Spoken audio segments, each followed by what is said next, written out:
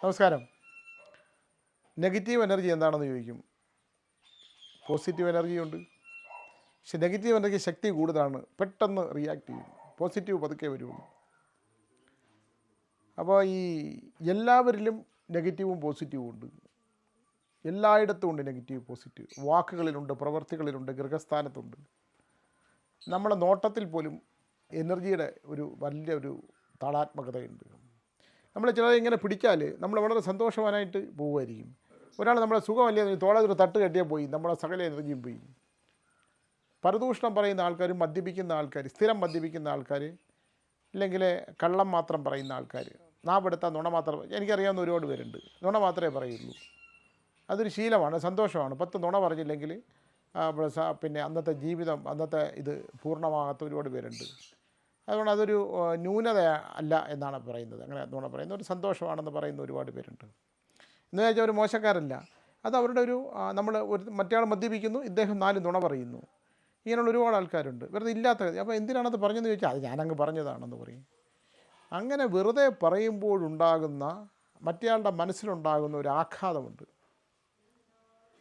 ഈ ആഘാതം സിനിമാ രംഗത്തൊക്കെ അത് ഒരുപാടുണ്ട്. കാരണം ഒരു സിനിമ ഇറങ്ങിയാൽ അതിനെക്കുറിച്ച് നല്ലതാണെങ്കിൽ ലക്ഷം കോടികൾ കൊടുത്താണ് ഒരു സിനിമ ഉണ്ടാക്കുന്നത്. ആ സിനിമയെക്കുറിച്ച് വെറുതെ ഒരു പ്രൊപ്പൻ്റെ ഇറക്കിക്കളയും.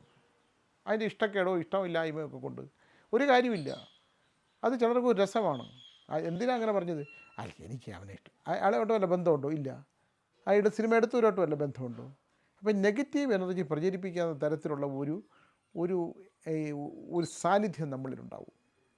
അത് ജന്മ സമയം എടുത്തു കഴിഞ്ഞാൽ ചില ഗ്രഹങ്ങളുടെ അവസ്ഥ വെച്ചിട്ട് അങ്ങനെയുള്ളതുണ്ടായിരിക്കാം. ഇപ്പം നമുക്ക് എല്ലാ മനുഷ്യരിലും തന്നെ അത്തരത്തിലുള്ള കാര്യങ്ങളുണ്ട്.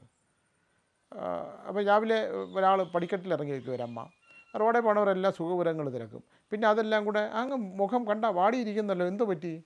തീരെ വയ്യല്ലയോ എന്നൊക്കെ ചോദിക്കുന്ന കേട്ടാൽ ഒരു കാര്യമില്ല. അപ്പോൾ അവർ വെറുതെ ഒരു കുഴപ്പമില്ലാതെ പോണവർ അങ്ങ് തീരെ ഉണങ്ങി മെലിഞ്ഞു പോയല്ലോ, പ്രമേഹമുണ്ടോ എന്നൊക്കെ ചോദിക്കുമ്പോഴുണ്ടാകുന്ന ഒരു അസ്വസ്ഥമായിട്ടുള്ള ഒരു കേൾക്കവർ തകർന്നു പോകും.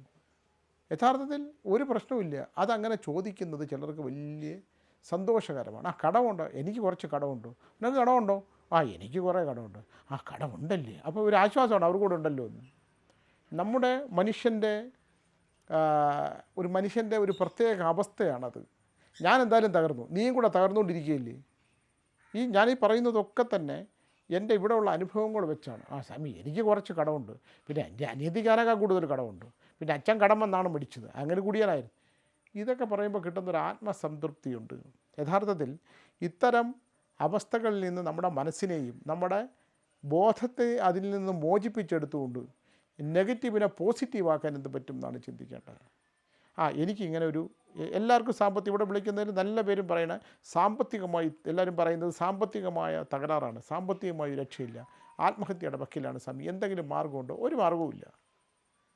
സാമ്പത്തികമായി തകർന്നു കഴിഞ്ഞാൽ എന്ത് കാരണങ്ങൾ കൊണ്ടാണെന്ന് നമ്മൾ തകർന്നതെന്ന് തിരിച്ചറിഞ്ഞുകൊണ്ട് ആ തിരിച്ചറിവിൽ നിന്ന് രക്ഷപ്പെടാനുള്ള ആ സാമ്പത്തിക ബാധ്യത തീർക്കാനായിട്ടുള്ള ഒരവസ്ഥയാണ്. പൂജപരിഹാരങ്ങളൊന്നും ഫലമൊന്നുമില്ല.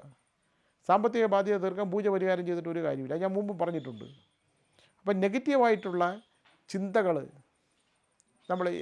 എൻ്റെ ഒരു സുഹൃത്തുണ്ടായിരുന്നു കഴിഞ്ഞ ദിവസം. അദ്ദേഹം ആത്മഹത്യ ചെയ്തു. എനിക്ക് വളരെ വിഷമമാണ്. അദ്ദേഹത്തിന് നല്ലൊരു ജോലി ഉണ്ടായിരുന്നു, നല്ല കുടുംബം ഉണ്ടായിരുന്നു. അദ്ദേഹം ജോലി രാജിവെച്ചിട്ട് ബിസിനസ്സിലോട്ടിറങ്ങി. അതായത് ഭൂമി കച്ചവടത്തിന്, ബിസിനസ്സിനകത്ത്. ആ ഭൂമി കച്ചവടത്തിന് അദ്ദേഹത്തിന് പറ്റിയ ഒരു വലിയ പാളിച്ചയാണ്. ഈ കഴിഞ്ഞ ഒരു 2-3 ആഴ്ചയ്ക്ക് മുമ്പ് ഒരു കറുത്ത ബാഗും വെച്ച് ഇവിടെ വന്നു, എന്നെ കാണാനായിട്ട് വന്നു. മോര് വേണമെന്ന് പറഞ്ഞ് ഞാൻ കൊടുക്കാൻ പറഞ്ഞു, കൊടുത്തു. എന്നെക്കൊണ്ട് ചെയ്യാൻ പറ്റുന്ന ചില സഹായങ്ങളൊക്കെ അദ്ദേഹത്തിന് ചെയ്തു കൊടുത്തു ഭൂമി സംബന്ധമായ കാര്യത്തിനകത്ത്. അപ്പോൾ പോകാൻ നേരത്ത് എന്നെ നമസ്കരിച്ച് സ്വാമി പോവുകയാണ്, ചെയ്തു തന്നതിൽ സന്തോഷമുണ്ടെന്ന് പറഞ്ഞിട്ട് ഞാൻ ചോദിച്ചു, എന്താണ് ഈ ബാഗിനകത്ത് എന്താണ് എന്ന് ചോദിച്ചു. ഒന്നുമില്ല സ്വാമി, പണം വല്ലതാണെങ്കിൽ ഇവിടെ വെച്ചിട്ട് പോകാൻ പറഞ്ഞു, തമാശയായിട്ട്. കൊലക്കയറായിരുന്നു. അന്ന് രാത്രി പുള്ളി തൂങ്ങി മരിച്ചു. കടബാധ്യതകൾ കൊണ്ട് നിൽക്കാൻ പറ്റാത്തൊരു നല്ല മനുഷ്യൻ. സത്യം പറഞ്ഞാൽ നമുക്ക് ഉറങ്ങാൻ പറ്റുന്നില്ല. ഒരു ദോഷങ്ങളും ചെയ്യാത്ത ആൾ. നേരത്തെ പറഞ്ഞ പോലെ ചില വീഡിയോകളിൽ ഞാൻ പറഞ്ഞിട്ടുണ്ട്, വിശ്വാസത്തിൻ്റെ ഭാഗമായിട്ടുള്ള, വിശ്വാസത്തിൻ്റെ പേരിൽ തകർന്നു പോയ ഒരു മനുഷ്യൻ. ആ കുടുംബവും ശിഥിലമായി പോയില്ലേ. അതുകൊണ്ട് നെഗറ്റീവായിട്ടുള്ള ആൾക്കാർ വന്നുകൂടിയാലും, നെഗറ്റീവായിട്ടുള്ള അവസ്ഥകളിലേക്ക് നമ്മളെ ഗ്രഹനില അനുസരിച്ച് ചെന്ന് ചേർന്നാലും, നമ്മൾ ചെയ്യാൻ പോകുന്ന കർമ്മത്തെക്കുറിച്ച് ചിന്തിച്ച് ഇതിനുണ്ടാകുന്ന ഭവിഷ്യത്ത് നല്ലതാണോ ചീത്തയാണോ, ഇത് നെഗറ്റീവായിട്ടുള്ള സ്ഥലത്തൂടെയാണ് നമ്മൾ പോകുന്നതെന്ന് ചിന്തിച്ചുകൊണ്ട് അത് പോസിറ്റീവാക്കാൻ പറ്റുന്ന കാര്യങ്ങളിലേക്ക് നമ്മൾ മറികടന്ന് പോയില്ലെങ്കിൽ ആ സമയം നമുക്ക് മറികടന്നാൻ പോയില്ലെങ്കിൽ ജീവിതം ഇതുപോലെ അവസാനിപ്പിക്കേണ്ടി വരുന്നു. അപ്പോൾ ഈ നെഗറ്റീവ് എനർജി എല്ലാ കാര്യത്തിലും ഉണ്ടാവും. നമ്മളിപ്പോൾ ചില ബാഗുകൾ വാങ്ങിച്ചാൽ, പൈസ വയ്ക്കുന്ന പേഴ്സ്, ഇതൊക്കെ ഞാൻ പറഞ്ഞ അന്ധവിശ്വാസത്തോടെ നിങ്ങൾ എടുക്കരുത്. ചില പേഴ്സ് നമ്മൾ മേടിച്ച് പൈസ വെച്ചുകൊണ്ട് വരുന്ന ഒരു പൈസയും കാണില്ല. ചില പേഴ്സുകൾ വാങ്ങിക്കും, അത് കീറി പറഞ്ഞ് കുത്തിത്തച്ചുകൊണ്ട് ചില പേഴ്സും കൊണ്ട് നടക്കും. അപ്പോൾ ഞാൻ ഇത് കളയാറായില്ല. ഇല്ല സ്വാമി, ഇതിനകത്ത് പൈസ വയ്ക്കുമ്പം പൈസ എപ്പോഴെങ്കിലും ഒരു ചായ കുടിക്കാനെങ്കിലും അവിടെ പൈസ കാണും. അതും വിശ്വാസത്തിൻ്റെ ഭാഗമാണ്, എനർജിയുടെ ഭാഗമാണ്. ഇതിനകത്ത് നമുക്ക് സത്യമില്ല എന്ന് പറയാൻ പറ്റില്ല. ചില ഇരിപ്പിടങ്ങൾ, ചില കസേരകൾ, ചില കട്ടിലുകൾ കിടന്ന് ഉറങ്ങാൻ പറ്റില്ല. ചിലർ ബെഞ്ചിൽ കിടന്നുറങ്ങും, തറയിൽ കിടന്നുറങ്ങും. ഇതെല്ലാം എല്ലാത്തിലും നെഗറ്റീവും പോസിറ്റീവും ഉണ്ടെന്നുള്ളതാണ് ഞാൻ മനസ്സിലാക്കിയിരിക്കുന്നത്. അതുകൊണ്ട് നെഗറ്റീവ് എനർജി ഈ ഭൂമിയിൽ പ്രപഞ്ചത്തിൽ എല്ലായിടത്തും ഉണ്ട്. ഒരുപാട് കാര്യങ്ങളുണ്ട് അതിനെക്കുറിച്ച് എനിക്ക് പറയാനായിട്ടുണ്ട്. അപ്പോൾ ഞാൻ ചെറിയൊരു പ്രോസസ്സ് നെഗറ്റീവ് എനർജി കളയാനായിട്ട് താളിവല കെട്ടി എടുത്തിട്ടുണ്ട്. ഞാൻ ചിലരെ കൊണ്ട് കൊള്ളിപ്പിച്ചിട്ടുണ്ട്. അത് നമ്മൾ ചെയ്ത് കടലിൽ കളയേണ്ടതാണ്. കാരണം ലക്ഷങ്ങൾ കൊടുത്ത് പൂജയൊന്നും ചെയ്യാൻ പറ്റില്ല. അപ്പോൾ ചില കാര്യങ്ങളുണ്ടാക്കി അത് കടലിൽ ഉപേക്ഷിച്ച് കഴിഞ്ഞാൽ ഉണ്ടാകുന്ന ചെറിയ സങ്കല്പങ്ങളുണ്ട്.